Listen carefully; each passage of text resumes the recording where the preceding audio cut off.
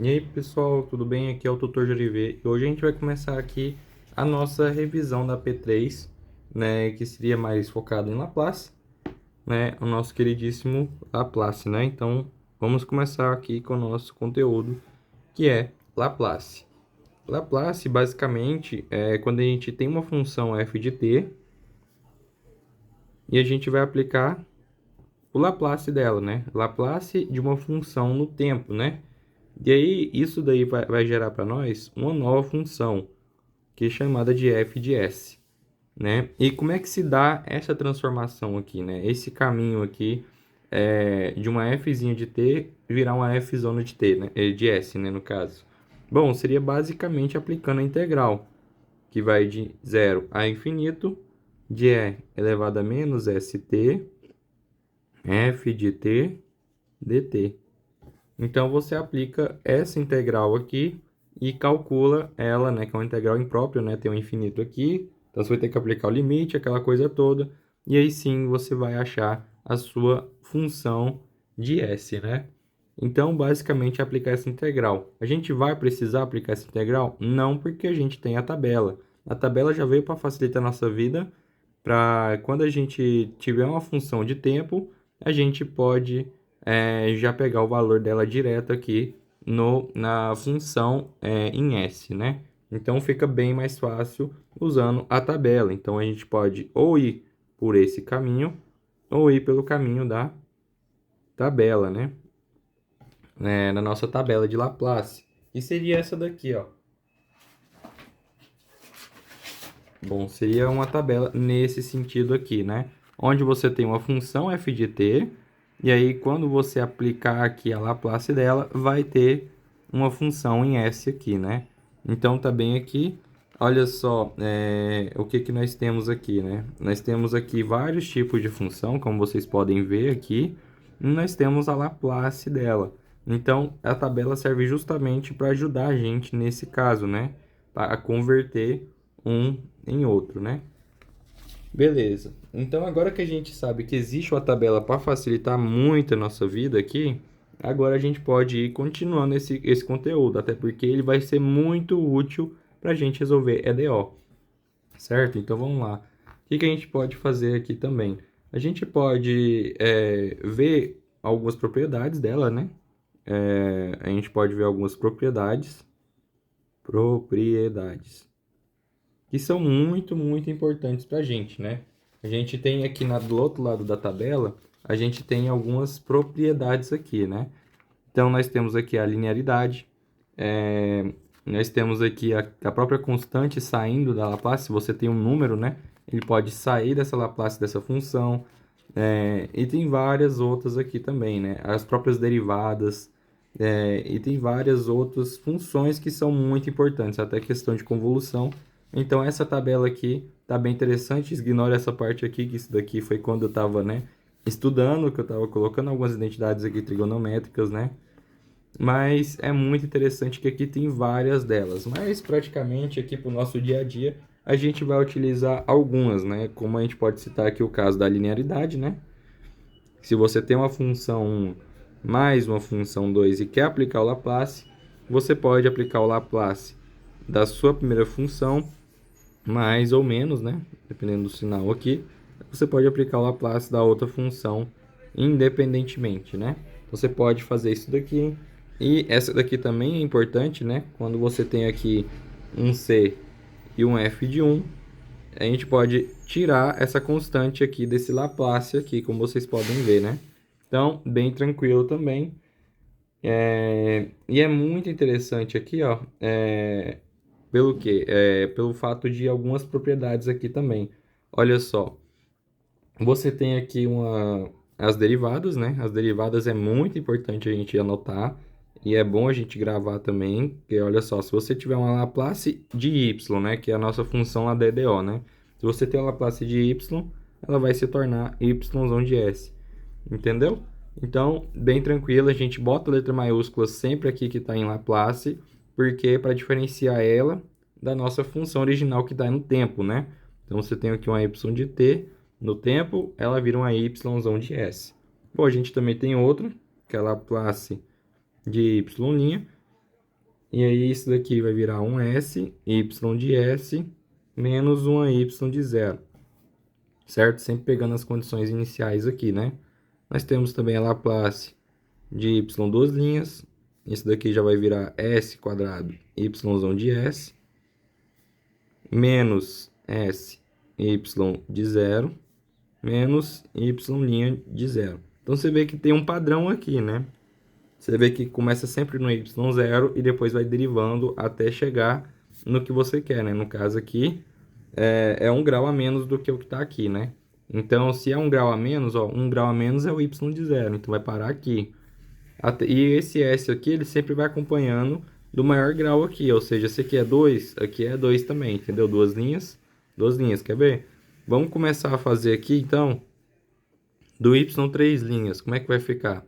Bom, ele vai começar com S. Quantas linhas tem aqui? 1, 2, 3. Então, S ao cubo. Aí aqui tem um y de S que você vai colocar. Menos, sempre vai ter menos agora. Todos os termos em diante vai ser menos, né? 1 grau a menos. Então, aqui vai ficar S quadrado. E aqui vai começar com quem? Um y de zero. E ele vai subindo até 1 grau a menos desse carinha aqui, né? Então, agora, depois que tem esse S ao quadrado, depois vem quem? Menos, né? De novo. S, 1 grau a menos, né? E aqui vai aumentar 1 grau nesse carinha. Ótimo. Chegamos num 1 grau a menos que esse daqui? Não chegou, tá no linha ainda, né? Então ainda tem mais um. Menos. Aí agora aqui, ó. S ao cubo, S ao quadrado, S. E agora aqui S a zero, né? S a zero a gente coloca? Não, porque é 1, né? Então ele é o elemento neutro da multiplicação. Então a gente vai colocar só Y. Agora subiu mais 1 grau. E Y duas linhas de zero. Entendeu? Então tem sempre esse padrão aqui para a gente ir aplicando as derivadas em Laplace, né?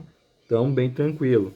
Eu vou só até o 3, porque geralmente os exercícios vão até o 3, né? Então, bem interessante. Uma outra propriedade aqui acaba sendo a translação em S. Por exemplo, se você vai ter aqui uma Laplace, eu vou colocar aqui uma funçãozinha, um exponencial de AT, e aqui você tem uma f de t, né? Bom, se você tem esse carinha aqui, que a gente chama até de um amortizador, né, de função, né, ela que vai basicamente, se você tem uma função periódica, ela que vai pegar essa função periódica e vai diminuir nela, né? Aqui, quando você tem esse exponencial aqui, no tempo, se você aplicar o Laplace desses dois juntos aqui, você basicamente vai ter um deslocamento em S, tá? Vai ter uma translação em S. A sua função ela vai se deslocar para outra direção, né? Isso daqui, no caso, é o que vai acontecer quando você vai aplicar Laplace desse tipo de cara aqui para cá, né? Então, é isso que vai acontecer. E agora a gente pode escrever a mesma coisa para o tempo, uma translação no tempo. Como é que funciona isso daí? Bom, ela vai ter uma translação no tempo da mesma forma que tem aqui, né? Se você vem aqui, Laplace de E a menos AS, certo? Menos AS, f de S. Se você tiver esse carinha aqui, você vai ter uma translação no tempo. Então, aqui vai pegar essa fase aqui e vai deslocar aqui no tempo, né? Vezes U de T menos A, certo? Então, aqui vai ter esse deslocamento, né? Basicamente, o que a gente pode ter aqui também? A gente pode ou transformar desse jeito, ou a gente pode usar de outra forma, que é se aparecer um f de t menos a, u de t menos a, isso aqui eu já vou explicar para vocês o que é esse u, tá bom? Se você tiver um Laplace desse cara aqui, vai virar menos as vezes f de s, tá bom? Mas, Jori, você meio que pegou esse carinha aqui. Claro, aqui tem o menos 1, né? Aqui tem o menos 1. Você pegou esse cara aqui e converteu para o tempo. Pode fazer isso? Pode, porque isso daqui se chama transformada inversa de Laplace, né? Então, aqui nós temos a transformada direta. E aqui nós temos a transformada inversa de Laplace. nós temos a transformada inversa de Laplace. A gente representa ela como se fosse um L a menos 1, certo? Que é inverso, né? Inverso é quando você coloca menos 1, né, no número, né? Não é o inverso? Então, seria isso, né? Esse é o sentido. Você pega uma f de s, e aí você vai ter aqui uma f de t, né? O que que acontece nessa transformada inversa de Laplace? Nessa transformada inversa de Laplace, você vai pegar sua tabelinha, vai pegar aqui sua tabelinha e vai observar os f de s, né? Por exemplo, se você tem lá um f de s que é bem parecido com essa daqui, né, só vai ter números aqui, né? Aqui no b ao quadrado aqui vai aparecer um número, né? Você pode transformar ela de volta para o domínio do tempo como cosseno de bt. Só que geralmente, quando você vai resolver EDO, você não vai cair num negócio tão bonitinho assim, certo? Você não vai cair num negócio bonitinho. Geralmente você tem que fazer uma coisa que a gente vai chamar de frações parciais, onde nessas frações parciais você vai conseguir enxergar que alguma dessas frações parciais você vai conseguir enxergar que ela é um cosseno, aí só pode ter um númerozinho aqui na frente, alguma coisa assim, entendeu? Então esse é o caminho do processo inverso. Então a gente pode converter para frente e converter para trás, né? Só que o de converter para trás, geralmente a gente tem que fazer frações parciais, certo? E vocês vão ver isso daí mais para frente, né? Então vamos lá para o nosso tema também, né?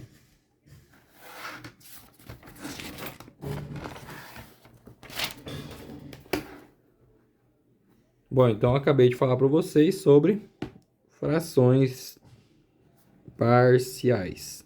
É muito importante aqui vocês saberem esse conceito de frações parciais aqui. Ignora meu i que ficou gorducho, né? Mas frações parciais aqui.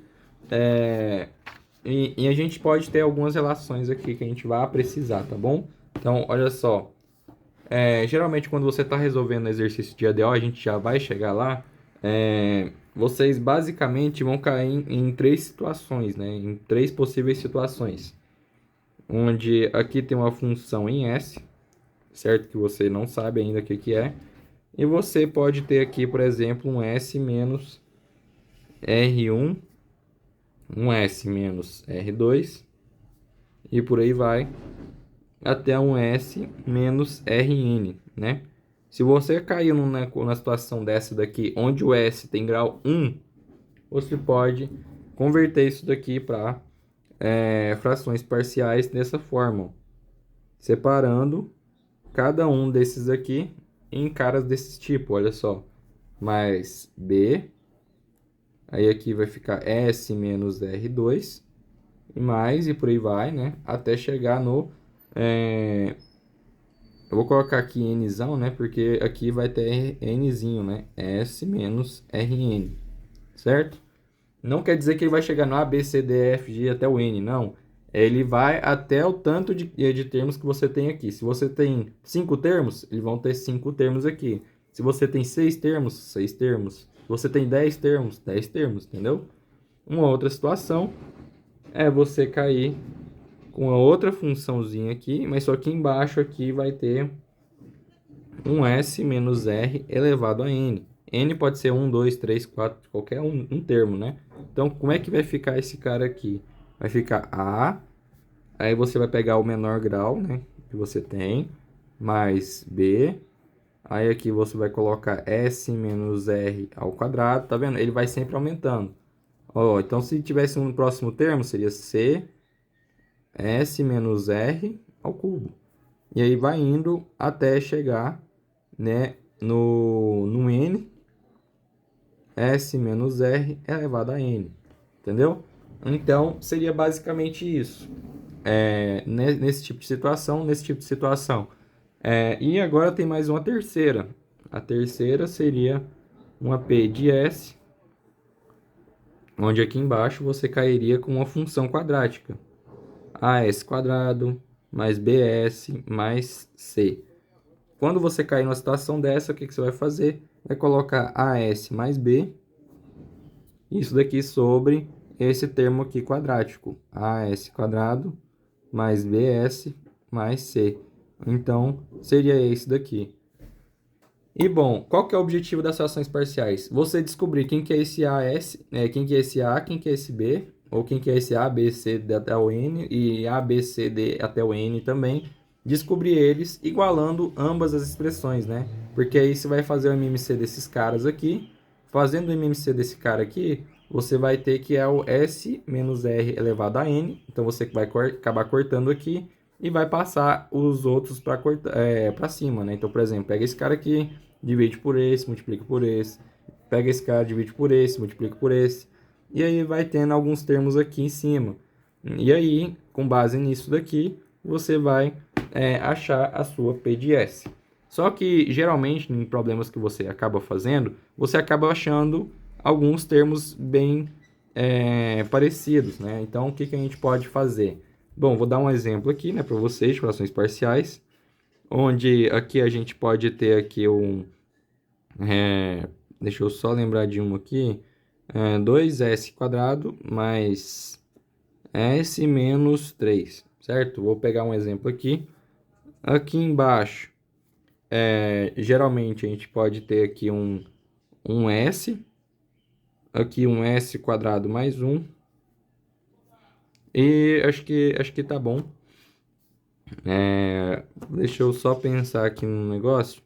E aqui eu vou colocar um s menos 1, e aqui eu vou levar ao quadrado, certo?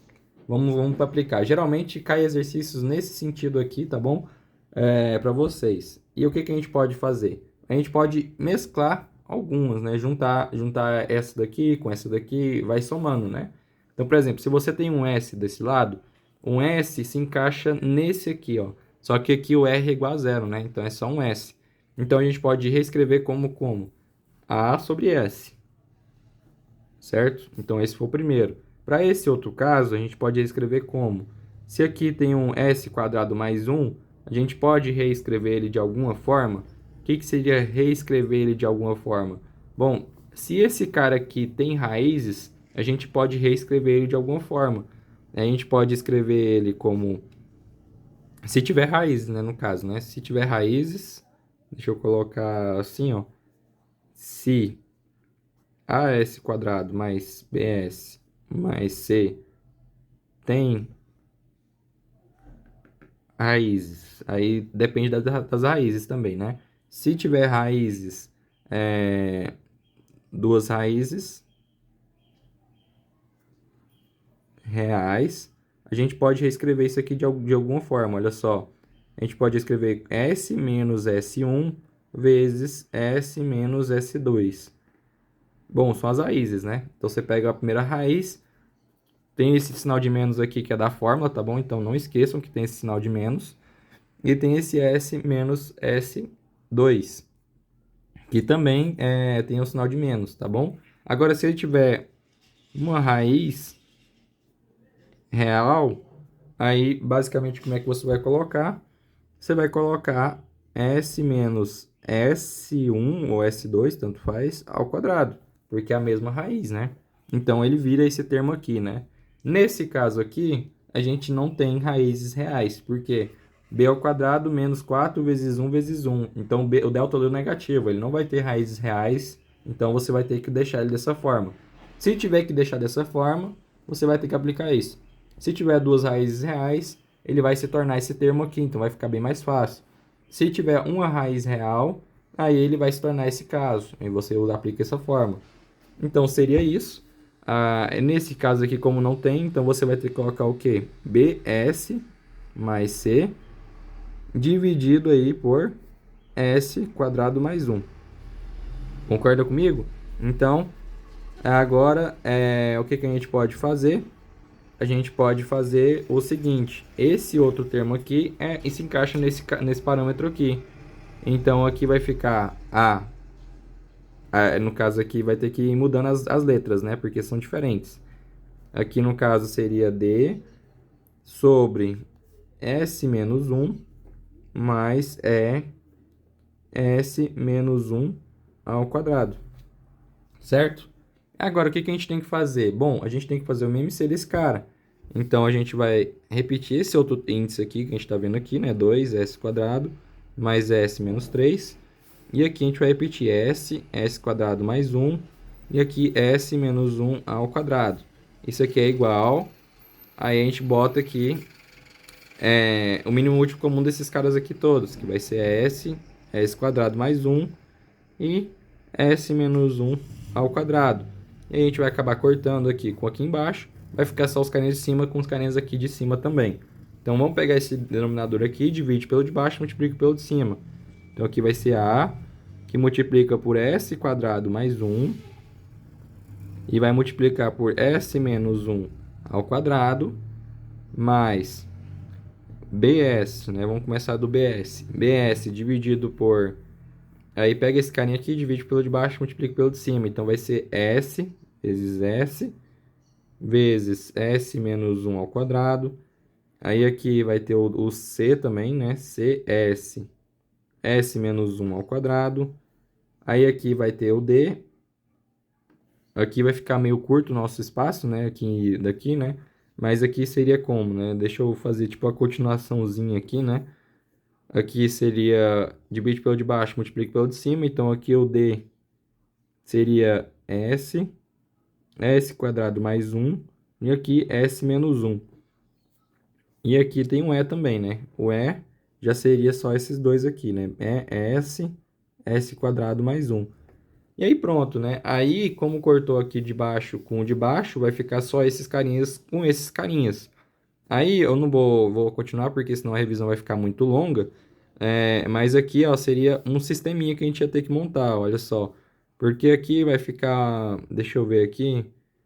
Aqui vai ficar s ao quadrado com s ao quadrado, vai ficar, tipo, alguma coisa com s à quarta, né? Então aqui seria s à quarta vezes alguma coisa, mais s ao cubo vezes algumas coisas aí, mais s ao quadrado vezes algumas coisas, mais s vezes algumas coisas, mais os termos sozinhos, né?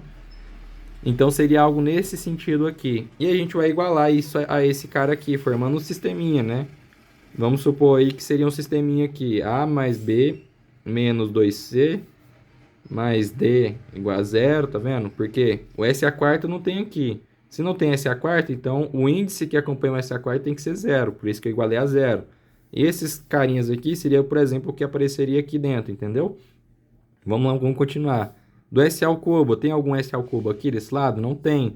Então vamos lá, vamos fingir aqui que a gente está colocando aqui algumas coisas aqui igual a zero, porque não tem desse lado de cá. Aqui agora tem s ao quadrado, né? No caso do s ao quadrado, vamos supor aqui que seria a mais b menos d, sei lá.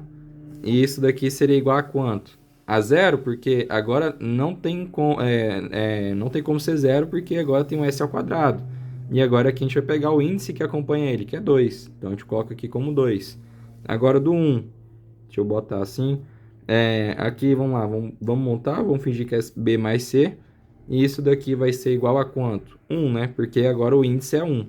Então, 1 é para essa quarta, para essa terceira, para essa segunda. Então, sempre vai pegando do maior para o menor, vai montando o sisteminha.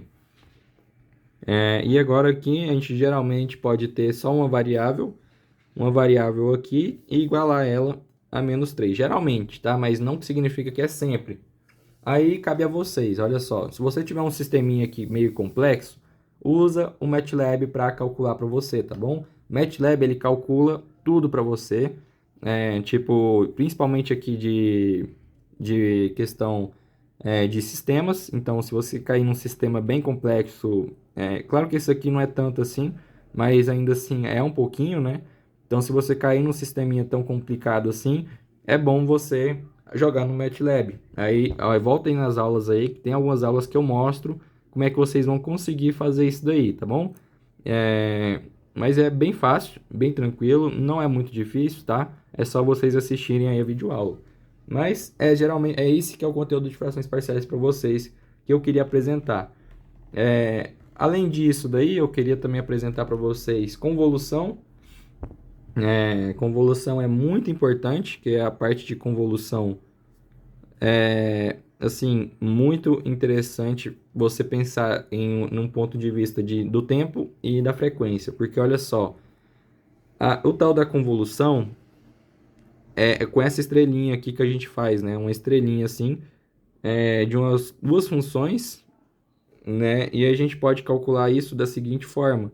do t até zero aqui, de uma f de t menos v, f de t menos v, vezes uma g de v, dv. Então, vocês vão fazer dessa forma aqui. Olha só, se você tem uma f de t, né? Geralmente uma f de t, você vai trocar todos os termos t por t menos v, certo? E vai ter esse carinho aqui. E o g é de t, né? Você vai trocar todos os termos de t por v. Trocando isso e multiplicando eles e integrando em termos de v, você vai obter aí essa resposta dessa convolução. Mas olha que interessante, pessoal. Se você tiver uma Laplace de uma convolução, olha só o que você vai obter aqui. Olha o tanto que é fácil. Olha só o tanto que é fácil, pessoal. Muito fácil, né? Se você tem uma convolução no tempo, você tem um produto na frequência. Da mesma forma que eu disse para vocês lá antes. O Laplace ele veio para facilitar a nossa vida. E olha só o que era difícil, né? A gente passar por uma integral aqui, né? Agora, com Laplace, essa integral aqui virou muito fácil. Você converte o f para a frequência, o g para a frequência também, ou seja, para o s, né? E multiplica os dois. Pronto, você tem a resposta da convolução.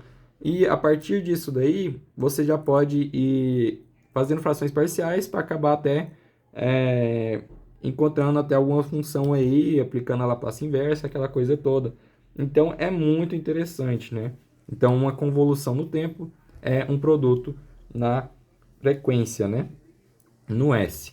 Então, vamos lá. Agora eu queria apresentar para vocês, antes da gente partir para algum exercício, né, de fixação, eu queria explicar para vocês alguns conceitos bem importantes que apareceram aí para vocês, né? A primeira delas é uma função degrau. A função degrau é aquela que você já conhece, né? Que é a U de t.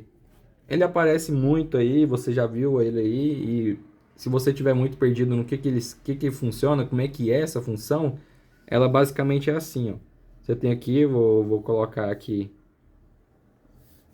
um eixo do tempo e aqui o eixo y, né? Vamos supor que o seu y seja U de t. Como é que funciona isso daqui? Vou até fazer de outra cor aqui para ficar melhor para vocês verem, né? Olha só, como é que vai acabar acontecendo essa função? Essa função, ela é zero quando o tempo for menor do que zero. E ela vai ser 1 quando o tempo for maior do que zero. Certo? E acredito eu que aqui também vai começar com menor ou maior ou igual, né? Então, por exemplo, ela vai vir aqui, 0. Aí aqui, ó, quando o y é igual a 1, ela sobe e segue reto. Não parece um degrau? Então, isso que se chama função degrau, né? É literalmente um degrau. É muito importante isso daqui, mas agora, geralmente a gente não cai só com isso, né? Não aparece só esse cara aí. Aparece o quê? Temos aqui uma y, temos aqui o t. Agora eu vou colocar números aqui, né? 2, 3. Aqui eu vou colocar 1, porque é o que importa. Deixa eu pegar aqui agora. Agora eu vou mudar um pouquinho. Eu quero uma y de u de t menos 2. Certo? Eu quero esse carinha aqui. Bom, você vai ter que pensar no seguinte. Quando que ela vai ser 0 e quando que ela vai ser 1? Você vai ter que pensar no t quando ele zera essa função. A partir do momento que ele zera essa função, ele já começa a ser 1. Então, ela vai ser 0 até o t ser quanto? Menor do que 2, porque se eu colocar t igual a 2, aqui ele zera o u de t, né? Então, se o t for menor do que 2, ele vai ser 0. Agora, se o t for maior no caso que 2, então ele já vai ter u de 1, u de 2, u de 3, e isso daqui basicamente vai ser 1, né? Então, t maior ou igual a 2. Pronto, entendeu? Vocês já começam a interpretar como é que funciona esse carinha. Ou seja, a partir do momento que t for 2, vai subir e vai seguir caminho aqui no 1, né? Então vai seguir o caminho. Então ele teve um deslocamento, tá vendo? Ele teve um deslocamento de dois carinhas aqui. Bom, vamos pegar mais dois casos aqui para ver se a gente fixou bastante, olha só. Vamos pegar aqui agora, T, e aqui Y, né? Que eu vou colocar menos 1, 1, 2, 3. E aqui eu vou colocar 1, né? Então agora eu quero pegar essa funçãozinha aqui, ó. U de T mais 1. Bom, aí é só você pensar, poxa, quando ela vai ser 0 e quando ela vai ser 1? O T tem que ser maior ou menor do que alguma coisa. Aqui é o maior, né? Maior ou igual. Vamos pensar, qual que é o valor que o T zera essa função? Ele vai zerar ela quando ele for menos 1. Pronto. E o menos 1 você só repete aqui embaixo. Acabou. Aí agora é só você pensar, pô, então aqui antes do menos 1, ela vai ser 0. Mas quando atingir menos 1, ela vai para o 1. E vai seguir o caminho dela. Certo? Então isso daí é a função degrau, né? Agora um detalhe a mais aqui antes da gente partir para o próximo, que é muito interessante, tá? Vamos pegar aqui agora, deixa eu pegar esse carinha aqui.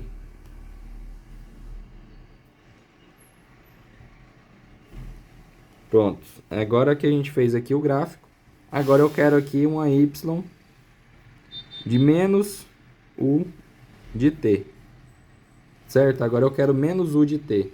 Se eu pego esse carinha aqui, ele vai ser da seguinte maneira. Ele vai ser 1 até quando ele chega em 0, né? E aí ele vai para 0. E vai seguir no caminho dele. Então é assim que ele funciona. Se for negativo, ele é 1 e aí ele passa a ser 0. Se ele for positivo, ele é 0 e passa a ser 1. Entendeu? Então é dessa maneira. Agora, Joliveira, o que acontece se eu colocar um número, né? Eu vou pegar esse caso daqui mesmo. Se eu botar um número aqui na frente dele, se eu botar um número, o que acontece com ele? Basicamente, ele vai multiplicar essa função, que é 1, né? Então, 3 vezes 1 é 3. Então, agora, em vez dele ir para 1, ele vai para 3.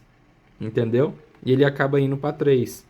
Poxa, Joliveira, mas e se tiver uma função aqui multiplicada por esse u de t? Ele vai, a partir desse momento que t for maior do que menos 1, ele vai seguir essa função, porque ele é 1, e 1 é o elemento neutro da multiplicação. Então, qualquer coisinha que você botar ele aqui na frente desse u de t aqui, ele vai passar a ser essa função, entendeu?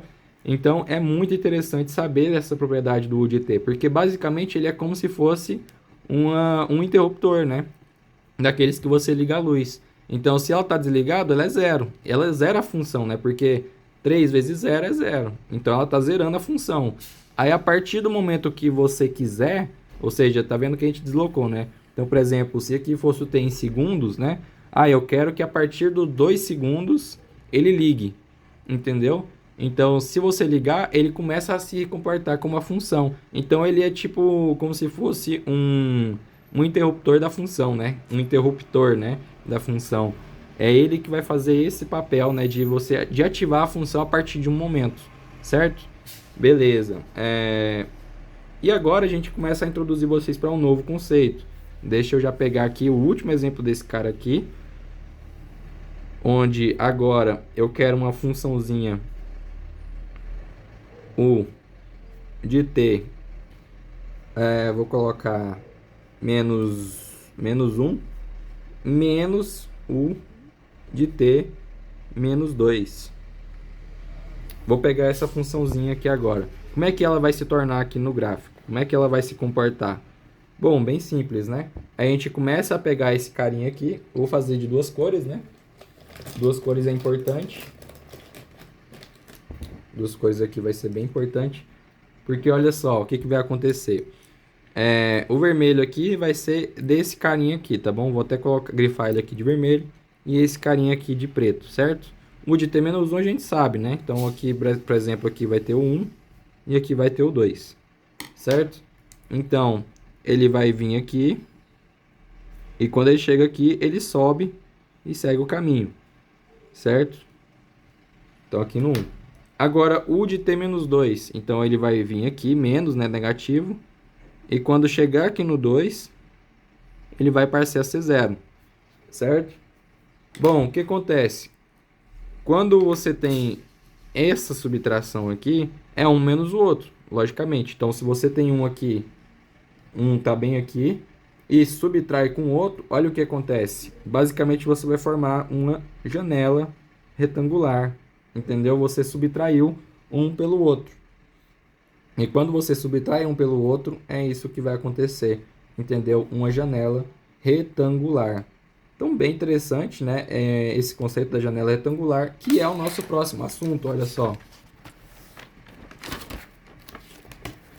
Bom, nosso próximo assunto, então, é janela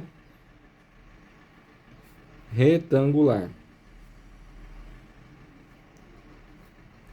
Bom, como a gente viu, né, a janela retangular seria basicamente aqui uma fórmula genérica, né? Seria U de t menos A menos U de t menos B, certo? Seria uma função nesse sentido. A gente representa isso como uma outra fórmula, que é basicamente um π, né? Um π meio diferenciado com A e B.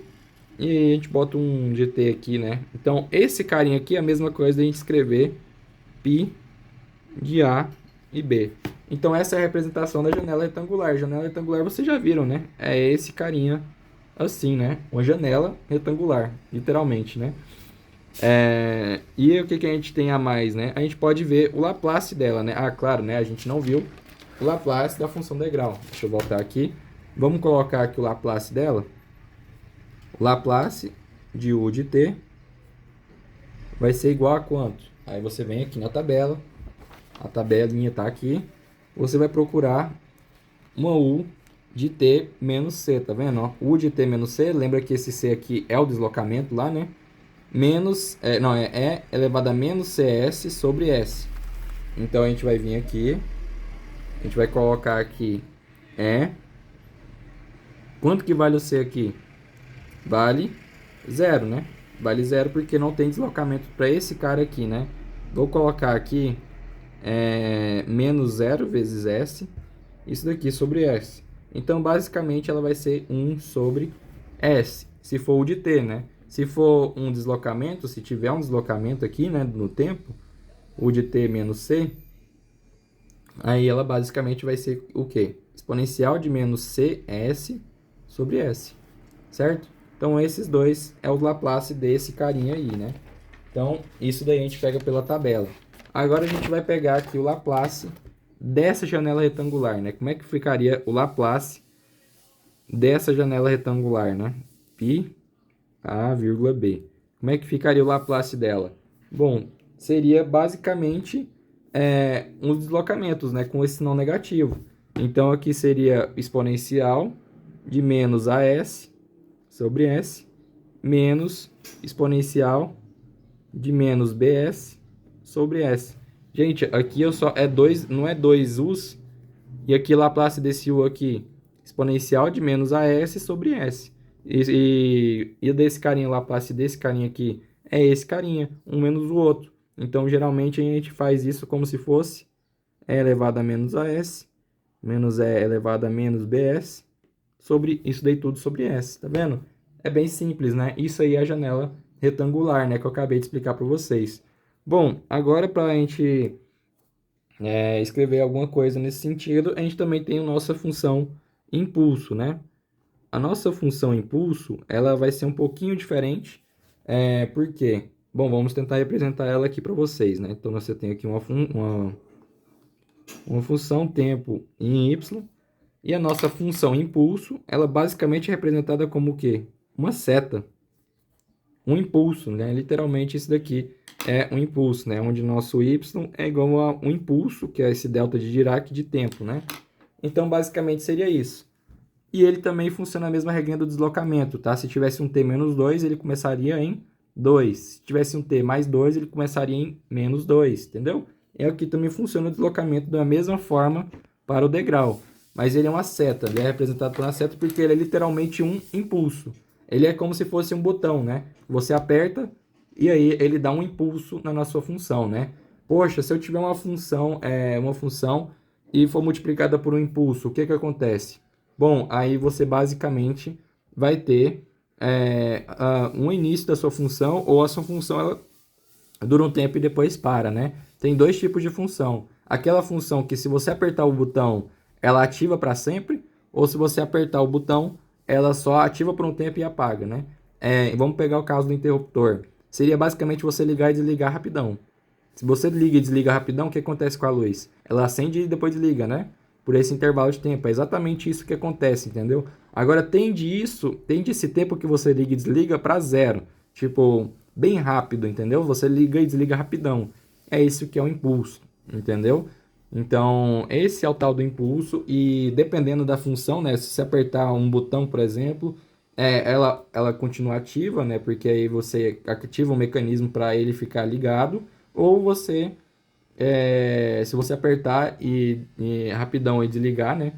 Aí ela acaba ativando por um tempo e depois ela apaga, né? Isso que a opção impulso faz no seu sistema, né? Faz no seu programa que você vai estar fazendo aí, né? Então seria isso que seria um impulso. Então, esses são os tipos de funções que a gente tem. Vamos pegar aqui agora a tabelinha para a gente ver qual que é o Laplace da nossa função impulso, né? Tá aqui, ó, bem aqui, a nossa função impulso. Ela vai ser um exponencial de menos CS. Então, se a gente botar aqui, claro, né, com deslocamento, né? Laplace do impulso. Esse daqui é o Laplace do impulso sem deslocamento. Então, quanto que seria? Exponencial de menos 0s, né? Que é a mesma coisa de exponencial de zero, que é 1. Certo? E aí, se a gente pegar o Laplace de um impulso deslocado, vamos colocar C, né? Não vamos colocar números, né? Para ficar mais fácil para a gente depois. Se a gente deslocar esse impulso, né? Porque eu não quero que ele ative no tempo igual a zero. Eu quero que ele ative no tempo igual a 1. Ou que ele ative no tempo igual a tanto, né? Você consegue programar isso daí, né? Se você quer esse impulso acontecer em outro tempo, então a Laplace dele vai ser exponencial de menos CS, certo? Então, bem tranquilo aí também. A gente já tem aqui as nossas principais funções que podem aparecer. Agora sim a gente pode partir para resolver uma EDO, né? Como é que a gente vai resolver aqui uma EDO? Seria basicamente nesse caminho aqui, tá bom? Você vai ter a sua... Ó, eu vou apresentar até em outra caneta para vocês, olha só. Você vai ter aqui uma EDO, converte ela para Laplace, vai aplicar frações parciais e depois você vai aplicar Laplace inversa. Fez isso daqui tudo, você vai ter quem? A sua y de t, certo? Então, aqui na Laplace você vai ter o seu y de s, e aqui, depois da Laplace inversa, você vai ter o seu y de t, tá bom? Aplica Laplace, isola o y de s, aplica frações parciais, faz a Laplace inversa, e você vai ter o seu yzinho de t, né? Então, vamos para um exemplo aqui, né? Vamos pegar aqui um exemplo para fechar aqui essa revisão aqui. Olha só. Você vai ter aqui uma EDO, vamos pegar aqui uma y duas linhas, vamos colocar aqui mais 3 y', menos 4y, e isso daqui vai ser igual a quanto? Vamos colocar aqui um impulso, né, para a gente perder o medo do impulso. A professora ela pode botar umas outras entradas aqui, mas é só você usar a tabela para você conseguir achar qual que é o Laplace dela. Mas vamos botar o impulso aqui, que a gente acabou de ver, né? E agora vamos colocar as condições iniciais, né? Vou colocar aqui y0 igual a 0. E aqui eu vou colocar y' de 0 é igual a... vamos colocar aqui que seria, sei lá, m. Que seria o último dígito da sua matrícula, né? Vamos brincar aqui com m, né? Então, o que a gente pode fazer aqui? Vamos aqui então fazer, depois que a gente tem a nossa EDO, a gente vai aplicar o quê? Laplace dessa EDO aqui, tá bom? Então, vamos colocar aqui. Laplace de y' vai ser s ao quadrado, lembra, né, do s? Y de s, menos s, grau a menos, y de 0. Começa com y de 0. Menos, aí aqui é um grau a menos? Não é, então vamos continuar. com y' de 0, certo? Vamos continuar, mais 3, aí você vai multiplicar, porque lembra do Laplace? O Laplace lá de uma constante vezes a função, essa constante ela sai do Laplace, então tá aqui, vamos aplicar o Laplace de y', vai ser s, y de s, menos, aí aqui seria s a 0, né, que é 1, e aqui seria só o y0, menos 4, y de s, e agora sim a gente pode aplicar aqui qual que é o Laplace de delta e Dirac de tempo, né? O Laplace da função impulso é 1, porque ele não tem deslocamento, certo? Então, ótimo. O que a gente vai fazer agora é só substituir valores, né? Y de 0 aqui vai ser 0, então esse carinha aqui vai embora. Esse carinha aqui também vai embora, né? Porque é 0. Então, agora o que a gente vai obter? S ao quadrado, y de s, menos m, né? Esse carinha aqui é m, né? Então, aqui vai ser menos m, mais 3s, y de s, menos 4, y de s. E isso daqui vai ser igual a 1. Passa esse m para o outro lado, e aí coloca esse ys em evidência. Colocando ys em evidência, o que a gente vai obter, né? S ao quadrado, mais 3s, menos 4. Isso aqui vai ser igual a 1 mais m, né? Passei o m para o outro lado. E aí pronto, né? Passa esse carinha aqui dividindo. Aí você vai ter aqui a sua y de s. Vai ser igual a 1 mais m sobre s quadrado mais 3s, menos 4. Então pronto. Agora que você aplicou a Laplace e achou a sua y de s, né? Você vai aplicar frações parciais. Vamos lembrar, gente, frações parciais, aqui tem um s ao quadrado, né? Tem esse carinha aqui, você vai usar a s mais b. Mas lembra, vê se esse carinha aqui não tem, tem raízes, tá? E aqui nesse caso aqui tem, tá? Aqui nós temos o nosso S1, que vai ser igual a 1, e nós temos o nosso S2, que vai ser igual a menos 4, certo? Ele vai ter raízes, já calculei aqui de minha cabeça mesmo, S igual a 1 e S igual a menos 4. Então, a gente pode reescrever esse Y de S como 1 mais M sobre aqui, né? Aí aqui a gente vai colocar S menos esse carinha. E aqui a gente vai colocar S menos esse carinha. Menos 4 vai ficar mais 4. Pronto. Aí a gente escreveu ele dessa forma. E a gente pode escrever isso aqui como fração parcial. Olha só, que interessante. Ó. A gente pode escrever como A, S menos 1, mais B sobre S mais 4. Não facilita muito a nossa vida? Em vez de AS mais B, muito mais, né? Então, agora a gente faz o MMC. Vamos fazer o MMC aqui. Vai ser S menos 1 e S mais 4. Divide pelo de baixo, multiplica pelo de cima, né? Então, vai sobrar esse carinha aqui. Vai ficar AS mais 4A. E aqui vai ficar mais B vezes esse outro carinha aqui, né? Que é o S menos 1. Então, aqui vai ficar BS menos B. E aí pronto, né? A gente tem o nosso sisteminha aqui. Vamos cortar esses índices aqui, né? Cortando aqui com aqui. Aí vamos ter aqui o nosso sistema. Vou fazer bem aqui no cantinho aqui. Os termos em S que tem aqui é o A e o B. Então, A mais B. Aqui tem algum termo em S? Não tem. Então, é igual a 0. E agora o termo sozinhos. Fica 4A menos B. E isso daqui vai ser quanto? 1 mais M. E aqui a gente já pode até resolver já por soma, né? Corta, corta. Aí aqui vai ficar 5A igual a 1 mais M. Então, o A, ele vai ser 1 mais M sobre 5.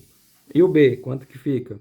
Bom, o B vai ser menos A, não é? Então, o B aqui vai ser igual a menos 1 mais M sobre 5.